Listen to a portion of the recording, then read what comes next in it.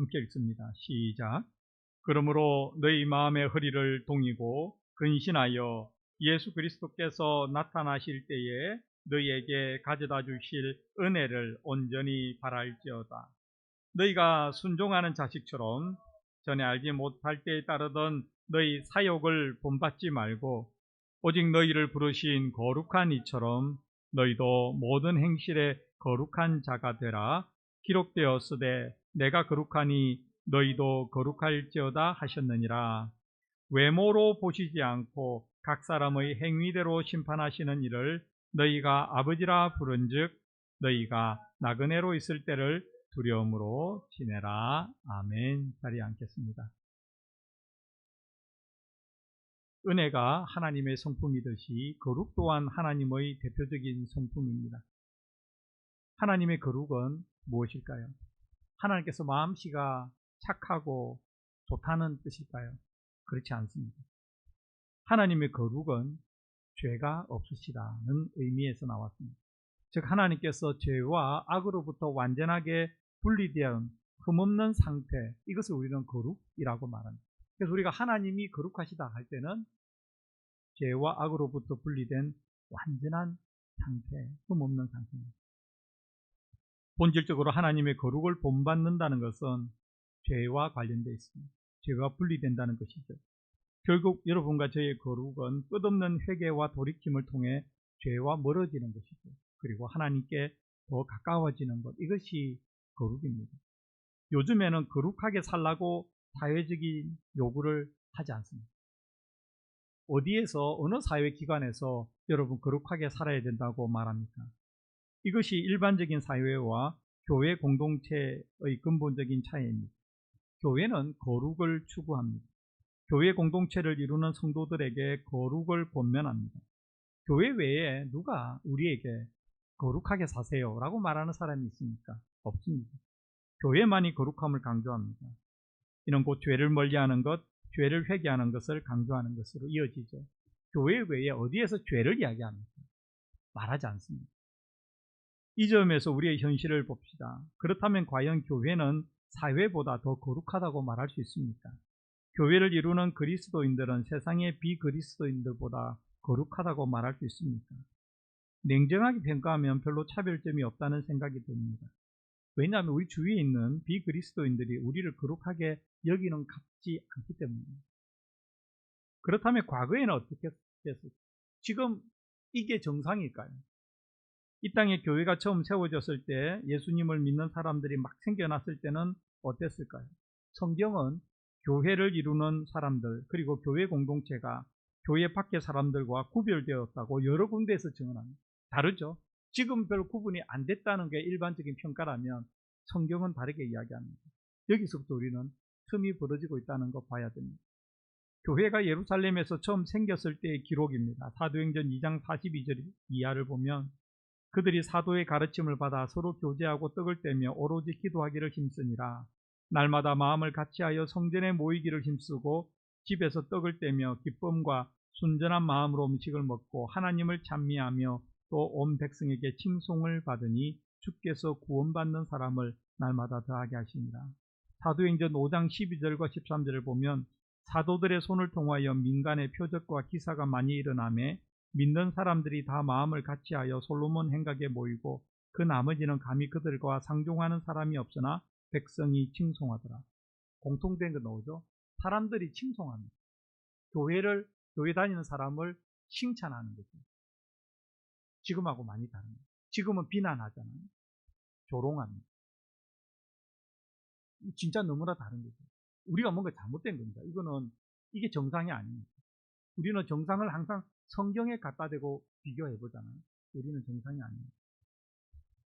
사도행전 11장 25절 이하를 보면 바나바가 사울을 찾으러 다소에 가서 만남에 안디옥에 데리고 와서 둘이 교회에 1년간 모여 있어 큰 무리를 가르쳤고 제자들이 안디옥에서 비로소 그리스도인이라 일컬음을 받게 되었더라.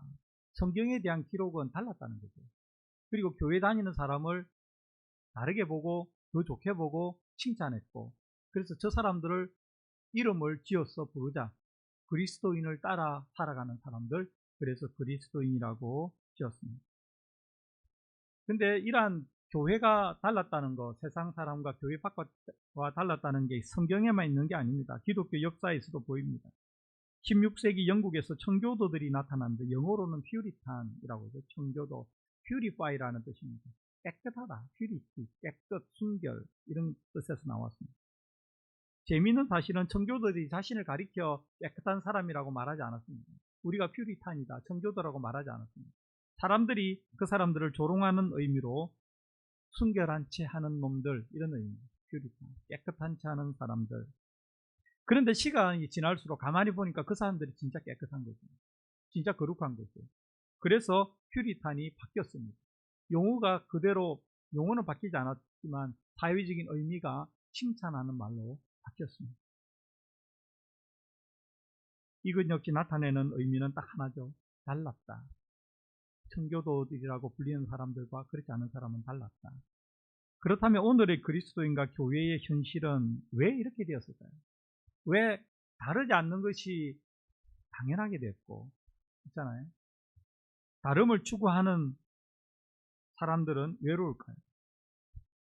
무엇보다도 가장 큰 이유는 세상과 교회, 그리스도인과 비그리스도인의 삶이 다르지 않는 이유는 가치관이 다르지 않기 때문입니다. 교회 다니는 사람의 가치관이나 교회 밖에 있는 사람의 가치관이나 거의 비슷하다는 거죠. 가치관은 사람이 살아가는 기준이 있잖아요. 여러분과 제가 살아가는 삶의 기준점, 옳고 그름을 판단하는 기준점, 행동의 우선순위를 정하는 기준점, 이게 다 가치관입니다. 이게 달라야 다르게 살아가고 다르게 행동하는데, 이게 같으니까 같이 살아가고 같은 모습이 되는 것이죠. 그리스도인은 성경적 가치관에 근거해서 살아가라고 성경은 말하는데, 그리스도인이 성경적 가치관을 가지고 살아간다면 어떤 일이 일어날까요? 앞에서 말씀드렸던 초대교회의 모습이 되는 거죠. 뭔가 다르다.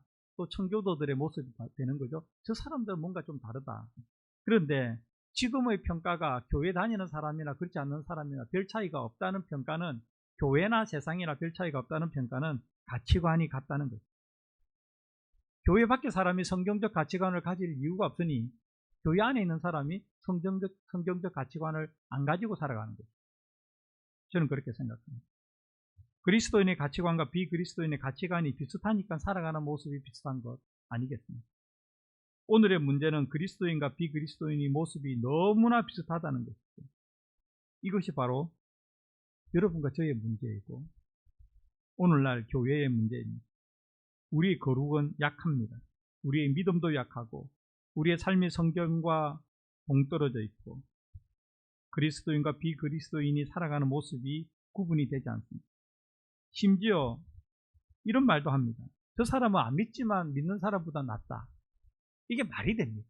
이게 말이 됩니까? 이게 말이 안 되는 말을 우리가 지금 하고 있습니다. 어디서부터 이것을 바로잡아가야 될까요? 저는 오늘 설교 제목 거룩에서 바로잡아야 된다고 생각합니다. 저는 오늘 설교 제목을 거룩하신 하나님께서 부르셨으니 거룩하게 삽시다로 정했습니다. 저를 따라서 한번 말씀해 보겠습니다. 거룩하신 하나님께서 부르셨으니 거룩하게 삽시다. 거룩하게 삽시다. 거룩이 뭐라고 말씀드렸죠? 착한 거 아니라 그랬죠. 순진한 거 아니라 그랬죠. 성실한 것 아니라 그랬죠. 물론 그게 나쁘다는 거 아니고요. 하지만 그게 거룩은 아닙니다. 거룩은 죄로부터 분리되는 것, 악한 것으로부터 분리되는 것, 그게 거룩입니다. 우리가 죄로부터 분리하는 마음이 없으면, 악으로부터 분리하는 마음이 없으면 백날 해도 거룩이 안 되는 것입니다.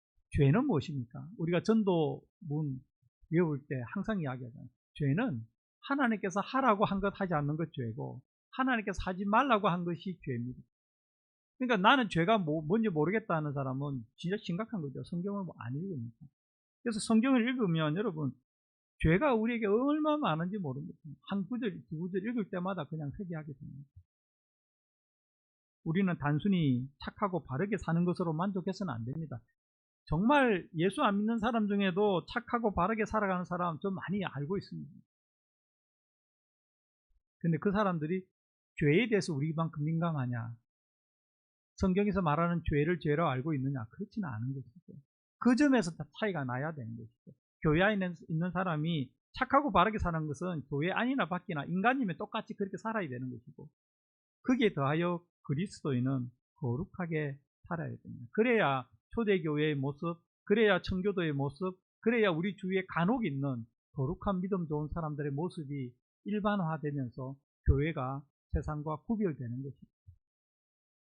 오늘 본문을 통해 여러분과 제가 어떻게 거룩을 꿈꾸고 결단해야 할지를 나누겠습니다. 먼저 본문 13절을 다 함께 읽겠습니다. 시작. 그러므로 너희 마음의 허리를 동이고 근신하여 예수 그리스도께서 나타나실 때에 너희에게 가져다 주실 은혜를 온전히 바랄지어다.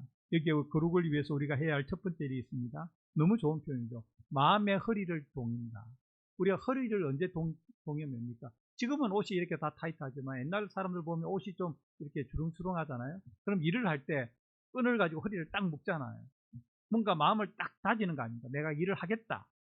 마음의 허리를 동인다는 거, 결단한다는 거. 그러므로 너희는 결단하여, 이 말입니다. 그러므로 너희는 결단하여 근신하고 조심해라는 거죠. 죄를 멀리하라는 거죠. 죄를 멀리하라. 매사에 경계하고 조심하는 것입니다. 거룩하게 살기 위해서 신중하게 처신해야 됩니다. 왜냐하면 우리는 마음을 조금만 놓아버리면 우리 마음속에 있는 죄가 어디로 튈지 모릅니다. 악으로 달려갑니다. 죄를 짓지 않겠다고 마음에 다짐해야 됩니다. 매일매일 다짐해야 됩니다. 죄는 뭡니까? 하나님께서 하라고 한 것 하지 않는, 하지 말라고 한 것. 예를 들면 교만, 미움, 정욕, 탐심, 시기, 질투, 거짓말, 점점점 있잖아요. 우리가 알잖아요. 죄를 모르는 것이 아닙니다. 죄를 짓는 것 둔감하면 안 됩니다. 마음의 허리를 동이고 근신하는 것, 이것이 여러분과 제가 거룩하게 살기 위해 해야 할 첫 번째 일입니다. 아침에 일어나서 하루를 살아갈 때 마음의 허리를 동이고 살았으면 좋겠습니다. 오늘도 마음의 허리를 동이고 항상 근신하여 교만, 정욕, 미움, 탐심, 시기, 질투, 거짓말, 이 외에도 얼마나 많이 있습니까? 근데 이것만 해도 지금 우리가 많이 걸리잖아요, 마음속에. 마음의 허리를 동여야 됩니다. 근신해야 됩니다. 그렇게 해야 거룩하게 살 수 있는 시작이 됩니다. 그리하여 매일 새로운 날을 살아갑니다. 하나님께서 허락하시면 말입니다. 제가 최근에 읽은 책 중에 차인표 탤런트, 그 사람의 책, 옛날에 상 받은 책 말고 이번에 새로 나온 책을 읽었는데 글을 그렇게 잘 쓰는 줄 몰랐어요. 오, 대단하더라고요. 근데 그분이 인터뷰한 걸 내가 봤는데 이분이 어떤 인생을 살아가나 궁금해서 보니까 일기를 아침에 쓴다 그랬거든요. 우리는 일기를 저녁에 쓰는데 이 사람 아침에. 그거를 제가 해석한 의미는 이겁니다. 아침에 마음의 허리를 동이는 마음, 오늘 내가 하루를 어떻게 살겠다. 여러분과 저도 하루하루를 조심하게 근신하면서 거룩하게 살아가야 됩니다. 그래서 우리 입술에는 항상 이런 기도가 있어야 됩니다. 하나님 아버지, 거룩하게 살아가겠습니다. 마음의 허리를 동이고 살아가겠습니다. 죄를 쉽게 짓지 않겠습니다. 죄와 싸우겠습니다. 하나님 도와주세요. 이런 기도하는 사람은 자연히 날이 갈수록 거룩으로 나아가겠죠. 죄와 멀어지겠죠. 여러분과 제가 그렇게 해야 됩니다. 이러한 기도와 결단과 노력을 통해서 우리는 점진적으로 조금씩 더 거룩한 사람으로 변화되어 갈 것입니다. 이러한 거룩한 변화에 함께하는 여러분과 제가 됩시다. 아멘. 본문 14절에서 16절까지를 다 같이 읽겠습니다. 시작. 너희가 순종하는 자식처럼 전에 알지 못할 때에 따르던 너희 사욕을 본받지 말고 오직 너희를 부르신 거룩한 이처럼 너희도 모든 행실에 거룩한 자가 되라. 기록되었으되 내가 거룩하니 너희도 거룩할지어다 하셨느니라. 아멘. 여러분과 저는 그리스도인은 하나님께서 불렀다는 거 알죠? 하나님께서 부르지 않았으면 우리는 예수님 믿지 않습니다. 본문은 말씀합니다. 우리를 부르신 하나님께서 거룩하시니 너희도 거룩하라고 말합니다. 따라서 거룩하게 변화되는 것, 거룩하게 살아가는 것, 거룩하게 살아가겠다고 결단하는 것, 이것은 명령이죠. 의무입니다. 그런데 지금은 이게 마치 믿음 좋은 사람만 해야 하는 것으로 생각합니다. 정말 우리는 뭔가 살아가고 있습니다. 이건 명령입니다. 거룩은 명령. 하나님의 명령에는 순종하는 것 외에는 답이 없죠. 불순종하면 어떻게 됩니까? 죄죠. 우리는 이제 거룩이 뭐라고 말씀하는지 압니다. 하나님의 말씀대로 살아가는 것, 죄 짓지 않고 살아가는 것, 악하지 않게 살아가는 것, 마음을 온화하게 여기며 살아가는 것, 하나님과 더 가까이 하며 살아가는 것, 경건하게 살아가는 것, 이것이 거룩입니다. 죄에 익숙한 생각, 말, 행동, 이것을 우리의 삶에서 계속해서 분리내는 것, 이것이 거룩의 시작입니다. 이것이 마음의 허리를 동이는 것입니다. 우리 각자의 마음에 이런 결단이 있기를 바랍니다. 하나님 아버지, 거룩하게 살겠습니다. 아멘. 본문 17절을 다 함께 읽겠습니다. 시작. 외모로 보시지 않고 각 사람의 행위대로 심판하시는 이를 너희가 아버지라 부른즉 너희가 나그네로 있을 때를 두려움으로 지내라. 하나님 아버지께서 사람을 외모로 보지 않는다. 이 얼굴, 이거 아니죠. 외모는 이게 아니고 조건입니다. 세상적인 조건. 하나님은 사람이 가지고 있는 배경, 여건, 상황 이런 거로 판단하지 않는다는 거예요. 얼마나 좋습니까? 이것은 우리와 너무 다릅니다. 우리는 대부분 껍데기로 판단합니다. 저 사람 직업이 뭐래? 저 사람 뭐 하는 사람이야? 저 사람 돈이 얼마나 있대? 뭐 이런 거 있죠? 저 사람 뭐 이런 겁니다. 근데 하나님은 그거 안 본다고 말합니다. 하나님은 행위대로 판단합니다. 그 사람이 뭐 어떤 직업을 가지고 포지션이 얼마고 뭐 사장이고 돈이 얼마고 그게 그 사람의 행위를 말하는 거 하나도 아니잖아요. 정말 아니잖아요. 대통령 뭐 정치가 그게 그 타이틀이 그 사람의 행위를 말하는 게 아니잖아요. 그 사람의 행위가 그 사람을 말합니다. 그래서 하나님은 각 사람의 행위대로 판단한다고 말합니다. 그래서 두렵습니다. 그래서 두려운 거죠. 사람은 속일 수 있습니다. 껍데기로, 외모로. 그러나 하나님은 속일 수 없습니다. 하나님은 사람의 행위대로 판단하십니다. 우리 행위는 하나님 앞에서 있는 그대로 기록되고 있습니다.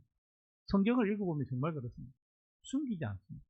아브라함이 잘했던 것 잘하는 대로, 아브라함이 죄 지은 것 죄 지은 대로, 다윗이 잘한 것 잘한 대로, 죄 지은 것 죄 지은 대로, 모세가 잘한 것 잘한 대로, 모세가 잘못한 것 잘못한 대로, 여호수아가 잘한 것 잘한 대로, 못한 것 못한 대로, 베드로가 잘한 것 잘한 대로, 못한 것 못한 대로 그대로 다 기록하고 있습니다. 행위를 기록하는 게 성경입니다. 하나님을 두려워해야 합니다. 말씀의 권위에 순종해야 합니다. 말씀의 권위에 순종하는 사람이 죄를 멀리하고 근신합니다. 그런 사람이 마음의 허리를 동이고 그런 사람이 거룩을 결단하는 사람입니다. 말씀을 맺겠습니다. 세상을 살아가는 많은 방식 중에서 우리는 성경적인 가치관을 따라 살겠다고 결정한 사람입니다. 결심한 사람입니다. 그것이 어떻게 나타났습니까? 예수님을 믿겠다고 결단한 거죠. 성경적인 가치관에 따라. 그리스도인은 성경에 거룩하게 살아가라고 말씀합니다. 거룩을 추구하며 살아가라고 말씀합니다. 그러니 우리가 할 수 있는 것은 결단하는 겁니다. 우리가 예수님을 믿겠다고 결단한 것처럼 우리가 성경을 믿겠다고 결단했던 것처럼 이제 거룩하게 살아가겠다고 결단하는 것만 남아 있습니다. 마음의 허리를 동이고 근신하며 거룩하게 살겠습니다. 이러한 우리의 마음의 결단을 담아 우리에게 이렇게 말씀하시는 하나님을 찬양합시다. 나의 안에 거하라. 나는 내 하나님이니.